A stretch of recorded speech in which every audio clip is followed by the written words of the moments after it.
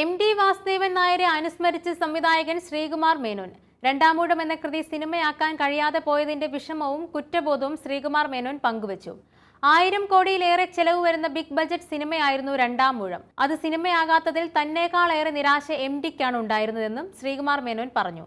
കോഴിക്കോട് എം.ടിയുടെ വസതിയിൽ എത്തിയപ്പോഴായിരുന്നു അദ്ദേഹത്തിന്റെ പ്രതികരണം. ഒരു മകനെ പോലെയായിരുന്നു അദ്ദേഹം എന്നെ കണ്ടിരുന്നത്. കാരണം അദ്ദേഹത്തിൽ നിന്നും മറ്റാർക്കും ലഭിക്കാത്ത ഒരുപാട് മഹാഭാഗ്യങ്ങൾ എനിക്ക് ലഭിച്ചിട്ടുണ്ട്.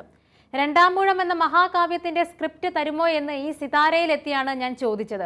മൂന്നാമത്തെ പ്രാവശ്യം വന്നു കണ്ടപ്പോൾ അദ്ദേഹം സമ്മതിച്ചു. ബോംബെയിൽ വെച്ച് 4 തവണയും തൃശ്ശൂരിൽ വെച്ച് 2 തവണയും അദ്ദേഹത്തെ കണ്ടിരുന്നു. അദ്ദേഹം ചാരു കസേരയിലും ഞാൻ നിലത്തുമിരുന്നു. എന്നിട്ട് രണ്ടാമൂഴം സീൻ ബൈ സീൻ എനിക്ക് വായിച്ചു തന്നു.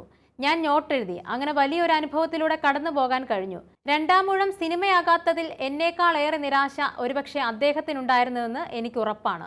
എം.ടിയുടെ വലിയ ആഗ്രഹമായിരുന്നു അത്. രണ്ടാമൂഴം സിനിമയായി മാറുകയെന്നത് അദ്ദേഹത്തിന്റെ കാലശേഷം അദ്ദേഹത്തിന് നൽകാൻ കഴിയുന്ന ഏറ്റവും വലിയ ട്രിബ്യൂട്ടാണ്. കഴിവുള്ള സംവിധായകർ നമ്മുടെ ഇടയിലുണ്ട്.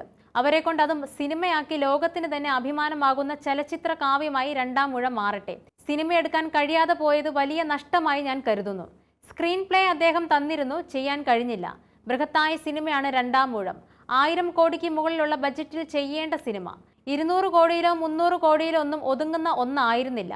ഇന്ത്യ കണ്ട ഏറ്റവും മികച്ച ഒരു കൃതിയെ സിനിമയാക്കുമ്പോൾ വലിയ വെല്ലുവിളി നേരിട്ടു. പ്രൊഡ്യൂസറെ തേടിയുള്ള വലിയ യാത്രയായിരുന്നു.